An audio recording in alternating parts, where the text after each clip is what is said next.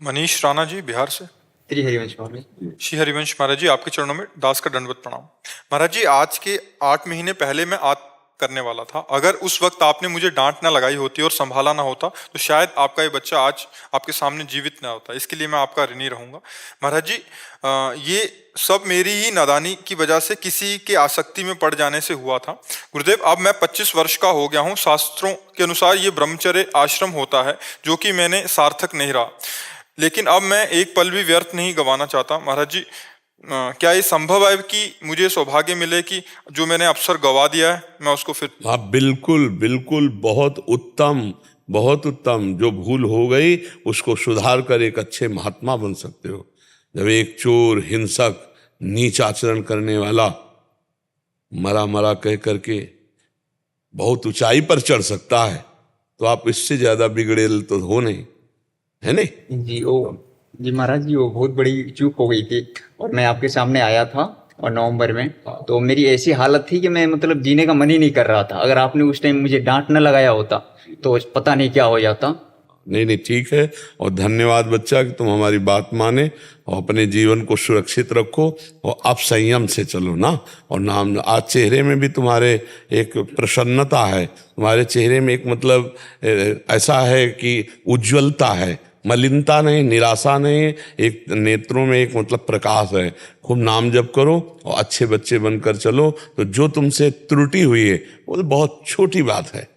पहाड़ के पहाड़ पाप हो तो भगवान का भजन उसको नष्ट कर देता है।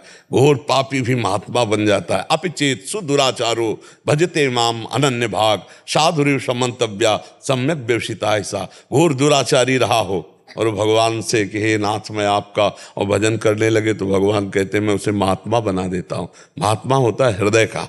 जैसे हम आज कहा ना, आपका चेहरा प्रसन्न, आपके नेत्रों में एक तेज दिखाई दे रहा कि हाँ आप पवित्रता से, आप ब्रह्मचर्य से चल रहे हैं। पीछे की सब पूर्ति हो जाएगी, जन्म जन्म की बिगड़ी सुधर जाएगी बच्चा। बस ऐसे धैर्यपूर्वक चलते रहो। और संसार बड़ा धोखेबाज है, इसमें फंसाओ ना फंसो। यहाँ कोई सत्य प्यार करने वाला नहीं है, यहाँ कोई तुम्हारे सुख को देखने वाला नहीं।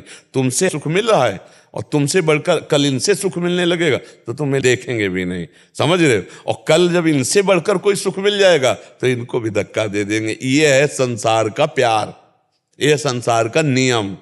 कब और भोले हृदय वाले मान लेते हैं कि मेरा है, और जब उसे ठोकर लगती तो लगता है अब जीना किस काम का, जो मेरा है वही मुझे ठुकरा के चला गया। अच्छा हुआ ठुकरा दिया, तो कम से कम सत्य का मार्ग तो समझ में आया। अगर ना ठुकराता है तो उसी असत्य में प्यार मानकर हमारा जीवन फंसा रहता। बड़ी कृपा भगवान ने की, क्योंकि धोखा मिलने से सत्य मार्ग तो मिल गया।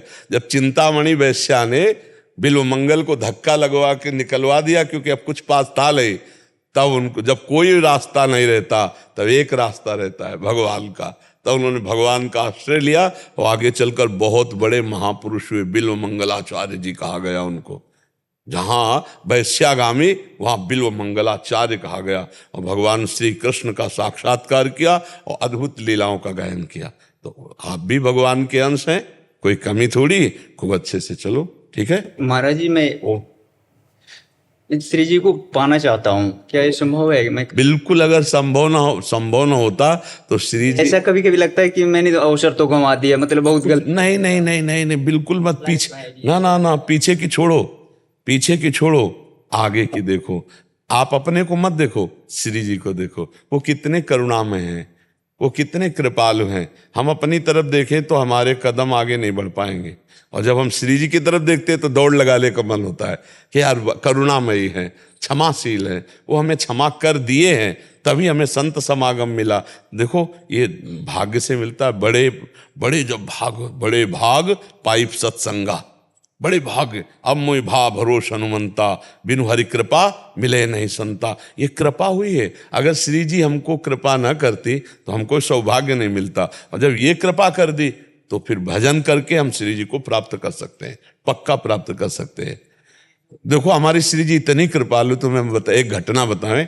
एक पति पत्नी थे, तो उनकी पत्नी का नाम था किशोरी, और वो बहुत अपनी पत्नी पे प्यार करते थे, आसक्त कर, जैसे संसारी पुरुष रहते हैं। अब काल की घटना, उनकी पत्नी मर गई। अब वो इतने आसक्त थे कि उसके बिना जी नहीं सकते थे। अब वो हर समय रोने लगे, पर नाम था किशोरी, इसलिए बात बल गई। हा किशोरी, हा किशोरी। तो एक दिन बरसाने कोई उनके एरिया के आ रहे होंगे, तो ऐसे ही दिमाग में कुछ सुर्दी नहीं, उन्हीं के साथ बरसाने आ गए। तो रात्रि में गहवर वन के पहाड़ में वो एकांत में प्रेमी का हृदय विकल होता है, तो अपनी पत्नी की याद करके रो रहे थे, किशोरी, हा किशोरी। तो श्री जी ने ललिता से कहा, देखो मुझे कोई पुकार रहा है। तो ललिता जी ने कहा, आपको नहीं पुकार रहा, उसकी पत्नी का नाम किशोरी है। हमारी श्री जी कितनी करुणामयी। तो उन्होंने कहा, आदि नाम माने पहला नाम तो मेरा ही है ना किशोरी, दूसरे कोई बाद में रख ले, किशोरी तो मेरा नाम है ना, जाओ उसको लिवा के लाओ। ललिताजू नजदीक गए, तो ललिताजू का दर्शन मतलब श्री जी का दर्शन समझो। जे ही ललिताजू को देखा, सारे पाप नष्ट हो गए, दिव्य उसके अंदर नेत्र खुल गए प्रेम के। और ललिता जी ने कहा, चल तुझे श्री जी बुला रहे हैं।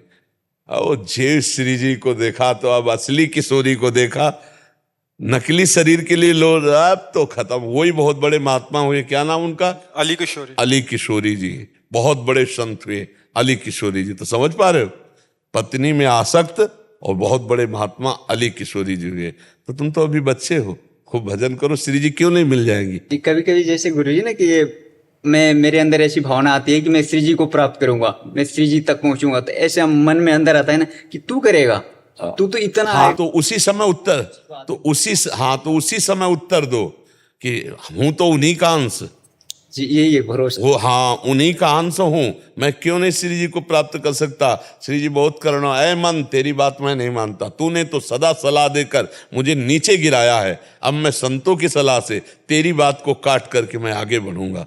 तभी मन को अधीन करके भगवत प्राप्ति की जाती है। अच्छे से चल।